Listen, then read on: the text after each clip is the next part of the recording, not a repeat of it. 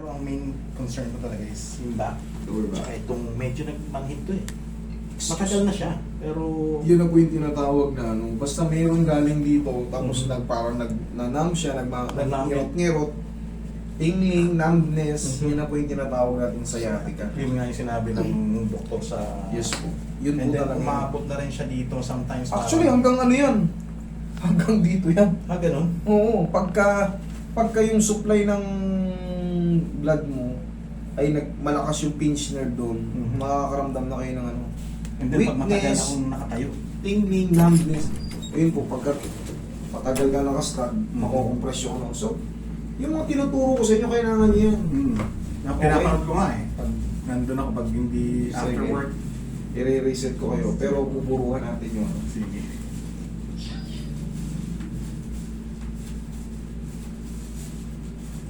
Marami ka ng followers dun sa amin eh. Salamat po. At pa paano, sadya naman nating ginagalingan po para lalo pong maraming magtiwala sa atin. Hindi ko kailangan makapunta talaga dito bago manulit. Lumipad ulit.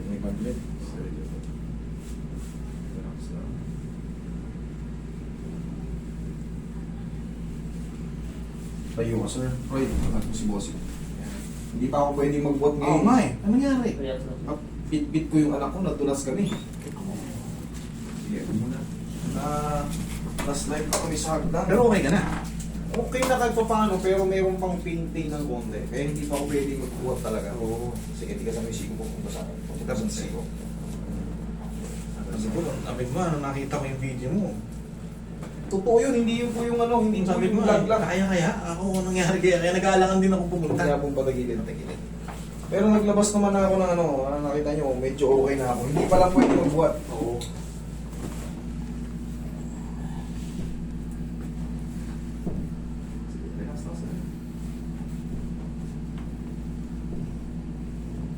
Uy.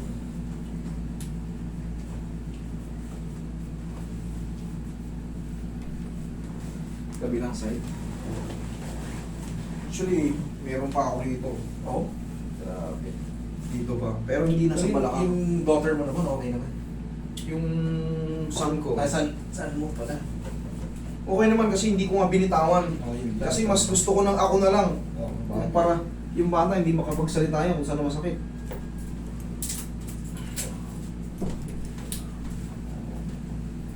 Ako lang talaga napuruan na ano ko.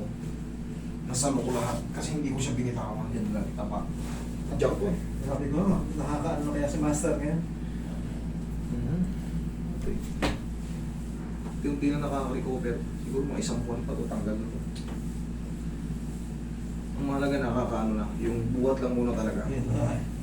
Sabi ko, in pain ka eh. Hindi na ako makaroon, hindi ako makaupo. Makatayo, paghihiga ako, hirap na hirap ako. Ganun pala ang pakiramdam ng severe back pain. Grabe. Gusto mo umiling, hindi mo kaya. Pag uubo ka, gustuhin mo na lang suntukin kaysa umubo eh. Grabe yung sakit. Para siyang ano, para siyang biglang papasok na voltahe ng ground na napakalakas. Oo.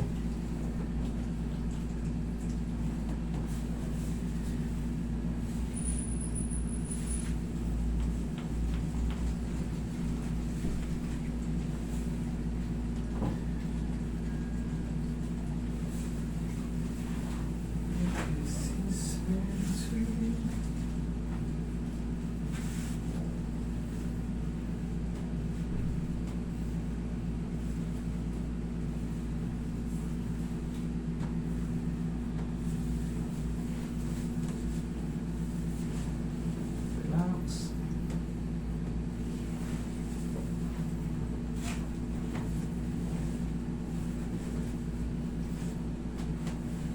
Sige, dyan lang muna. Izo.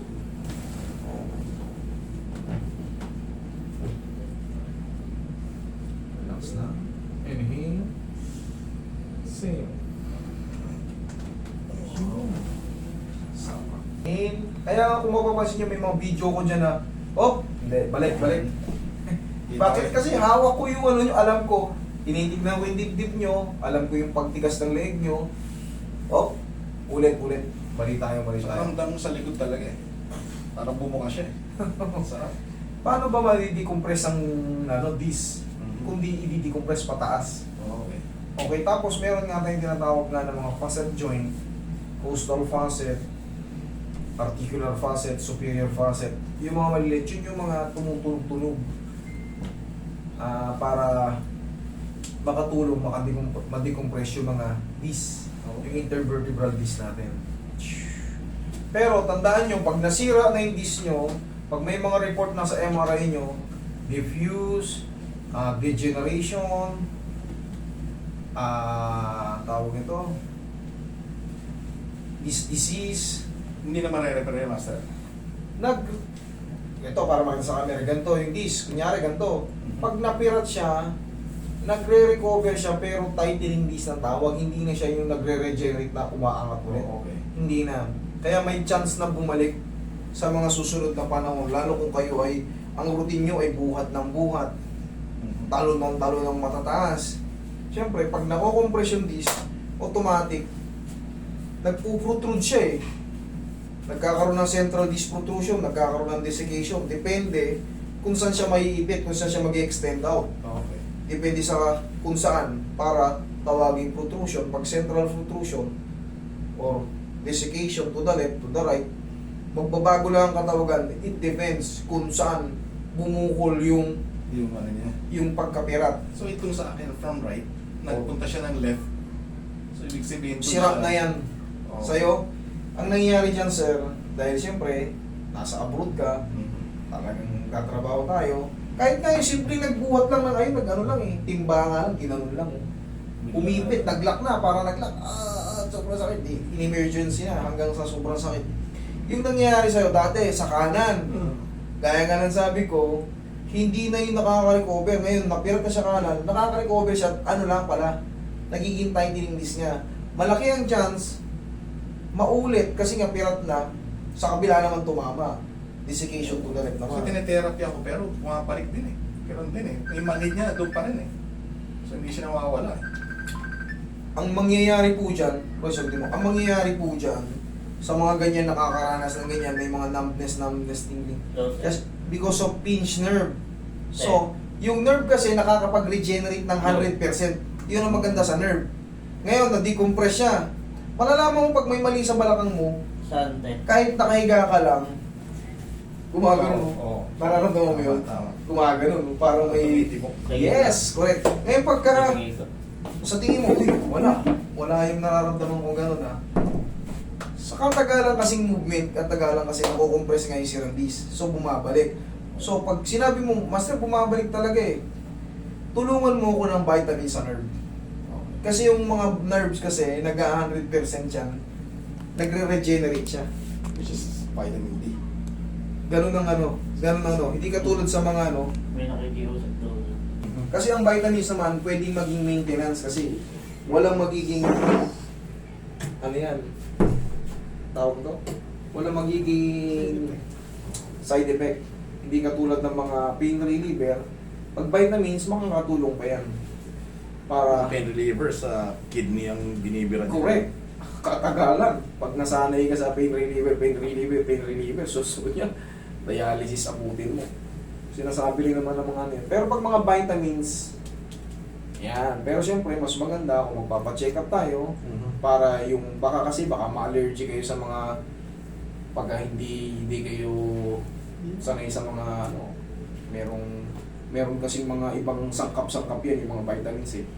Di ba may mga aroma eh, baka mabait. Yung pambahid ko talaga, ginamit ko yung napanood kita, yung PAW eh. Yan, pao. Kasi external use only. Malalaman mo kaagad pagkasablay yan, hindi sa'yo tutugma. Pag hinaplos mo yan, And then may... mangangati ka kaagad pag allergy ka dyan. Pag hindi, kahit ipaligo mo yan, walang problema, huwag lang inumin. Kasi external, walang magiging side effect. Pinang side effect niyan kung kayo ay nag-itchy na o pag wala naman, katulad yan, hinaplos ko na yung buong ano, hindi ka naman nangati, ibig sabihin hindi ka allergic dyan. Saka ginagamit ko rin talaga siya.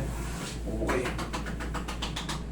Bossing, Okay. ito, ang maintenance natin. Sabihin na natin, nagtatrabaho talaga kayo. Master, bumabalik-balik talaga tayo. Ang ganun oh. Ang laking tulong yan. Sige, ikaw. 1, kabilang side.